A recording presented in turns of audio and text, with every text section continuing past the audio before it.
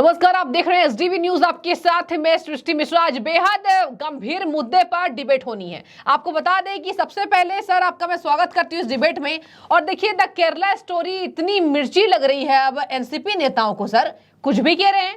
NCP नेता जितेंद्र आह्वाड, आपने नाम सुना होगा, बयानों में रहते हैं। इन्होंने कह दिया है 3 के आंकड़े को 32,000 इस फिल्म में दिखाया गया है, ये मूवी झूठी है। और आपको बता दें, उन्होंने बेहद विवादित बयान दिया है। उन्होंने कह दिया है कि इस मूवी को बनाने वालों को फांसी पर लटका देना चाहिए। ये बयान है एनसीपी नेता जितेंद्र आह्वाड का। अब आपको मैं बता दूं, भाजपा नेताओं के इसमें अब आ रहे हैं रिएक्शंस। जहां पर किरीट सोमैया भाजपा नेता, उन्होंने कहा है कि हम पूरे तौर पर जितेंद्र आह्वाड का विरोध करते हैं। एक जगह जब केरल स्टोरी को लेकर ममता बनर्जी बैन कर रही हैं, आपको तमिलनाडु में बता दें आपको इसकी स्क्रीनिंग रोक दी गई। और इस साइड आपको बता दें यूपी में योगी आदित्यनाथ ने इस फिल्म को टैक्स फ्री कर दिया। बड़ी खबर इस वक्त की। और सर आपका डिबेट में बहुत स्वागत एक बार फिर से। ये बताइए कि ये विवादित बयान क्या दर्शा रहा है, कैसी मानसिकता जितेंद्र आह्वाड की? देखिए, जितेंद्र आह्वाड की मानसिकता जो है बहुत दूषित रही है। अभी हम आपको उसके बारे में बताएंगे। अगर पहले इनका वो जवाब दे दें जी।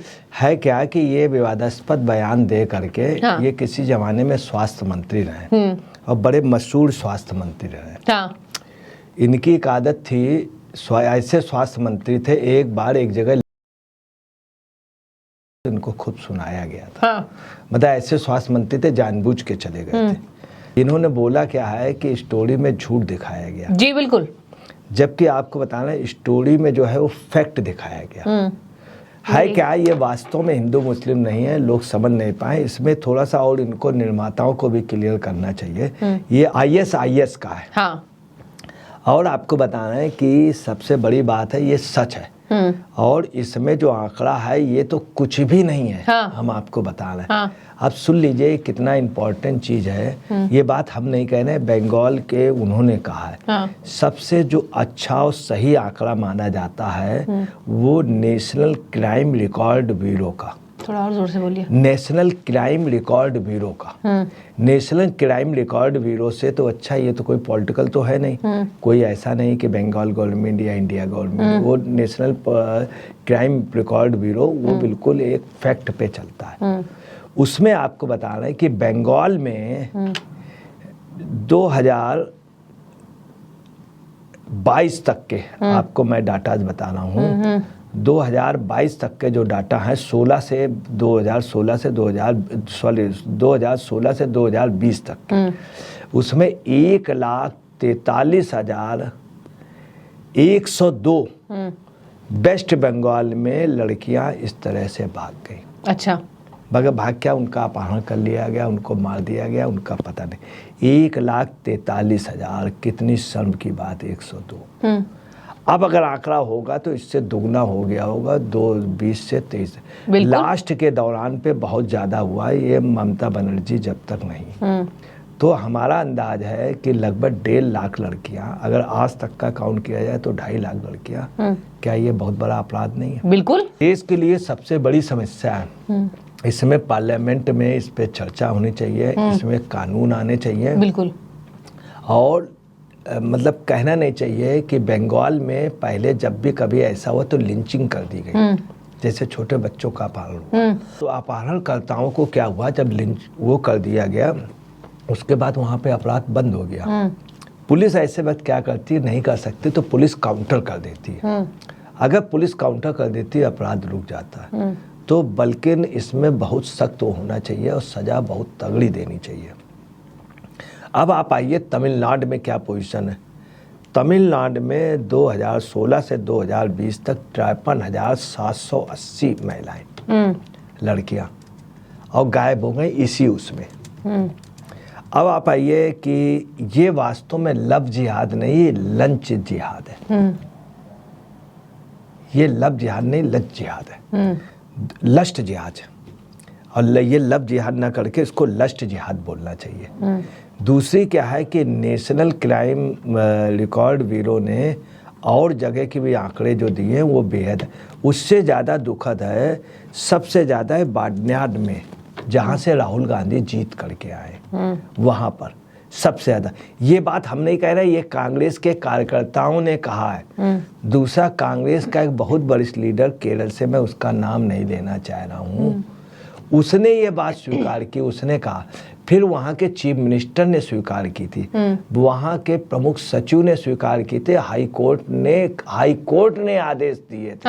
High court. तो हो सकता है हम गलत हों या वो गलत हों या सेन जी हैं जिन्होंने बनाई वो, मगर ये जिस तरह से इन्होंने कहा कि उसको फांसी दे दी जाए, तो ये क्या जज हैं? ये क्या, अगर उनको फांसी दे दी जाए तो इनको भी सजा मिलनी चाहिए। इन्होंने जो बदतमीजियाँ की हैं, ये इनका करेक्टर। दूसरी आपको बता दें, ये जिंदगी इनकी बीत गई विवादास्पद बयान। 3 बार एमएलए रहे, 1 बार स्वास्थ्य मंत्री रहे। स्वास्थ्य मंत्री में इनकी हरकत आपको हमने बता दी। ये आदतन है। हाँ। एक शब्द कहा जाता आदतन अपराधी, तो इनकी आदत है आदतन ज़्यादा बोलने की और ज़्यादा ये सब करने। उसके अलावा बता दें, इन्होंने इनकी बदतमीजियाँ बता रहे हैं कि इन्होंने एक बयान दिया अभी उसमें नवदुर्गा में, वो नवदुर्गा, उसमें इन्होंने कहा कि ये जो है ये त्योहार इसीलिए होते हैं, दंगे झगड़े और बड़े गंदे शब्द इन्होंने कहे। ठीक है। दूसरा ये क्या है, जितने भी हिंदू कार्यक्रम होते हैं उस पे ये बयान निगेटिव दे देते हैं। ये तो खुद भी हिंदू है सर। हाँ। और देखिए दूसरी बात, मुझे ये बताइए, बीजेपी इस बात को कह रही है कि क्या उद्धव ठाकरे और शरद पवार वोट बैंक के लिए क्या आतंकवाद का समर्थन करेंगे? ये बहुत बड़ा सवाल उठाया जा रहा है इनके बयान के बाद। देखिए, ठाकरे साहब इनको पसंद नहीं करते हैं। हाँ। ये जबरदस्ती बयान देते हैं। इनको मुस्लिम वोट के लिए ऐसा बोलते हैं। यही एक वजह कि मुस्लिम भी इनको किसी अपने अच्छे कार्यक्रम में नहीं बुलाते हैं, क्योंकि ये इस तरह से बयान देते हैं। ये बात हम नहीं कह रहे हैं। वहाँ पे अभी उनके पेश इमामों की एक महफिल हुई थी, उसमें ये गए थे, तो उन लोगों ने इनसे कह दिया था, यहाँ आप आइए, राजनीति न कीजिएगा, कोई बयान मत दीजिएगा। हाँ। ये इनसे स्पष्ट कह दिया गया था। दूसरी आपको बता रहे हैं, ये जो है ठाणे के मुंबा कालवा से चुनाव लड़ते हैं। ठीक है। वहाँ पे चूंकि मुस्लिम वोट बहुत है, वहाँ पे कई बार वो भी पकड़े गए, अलगाववादी पकड़े गए। उसमें इनका कुछ ये रहा कि इनको वहाँ पे जितना भी मवाली तबका है उसके ये एक छत्र नेता है, एक छत्र नेता और अपराधियों के बहुत बड़े। तो ये इनका बयान हर 10-15 रोज, अभी चुनाव के दौरान इन्होंने रामलीला पे दिया, उसके बाद कुछ दिनों अभी पहले दिया। तो ये सिर्फ अपने को हाईलाइट होने के लिए ऐसा कर रहे हैं। ठीक है। जबकि आपको वहीं रियलिटी बतला दे रहे हैं कि खाड़ी देशों में, ये तो आई केरला स्टोरी है, हम आपको बता रहे हैं इन्होंने तब भी आंकड़ा कम दिया है। ये देश के कई राज्यों में स्थित इससे बुरी।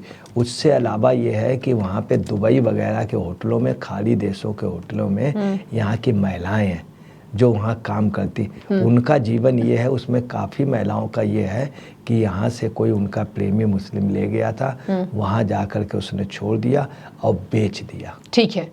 ये बात मैं नहीं कह रहा हूँ, ये अभी खुल करके आप देखिएगा आएगा। ये एक योजनाबद्ध तरीके से, मगर इसमें कल कौन रहा, ये कल वही रहे IS वाले, सीरिया वाले पूरे उसमें, और वो वास्तव में सब आतंकवादी हैं और अपराधी हैं। उनका ये व्यापार है, तो महिलाओं को बेचने का और उनको बर्बाद कर देने का, उनके अंग निकाल, इसके अलावा महिलाओं के अंग निकाल के बेचे जा रहे हैं। ठीक है। जिसमें सबसे ज्यादा हिंदू महिलाएं, ये पूरा पाकिस्तान ये सब कर रहे हैं। ठीक है।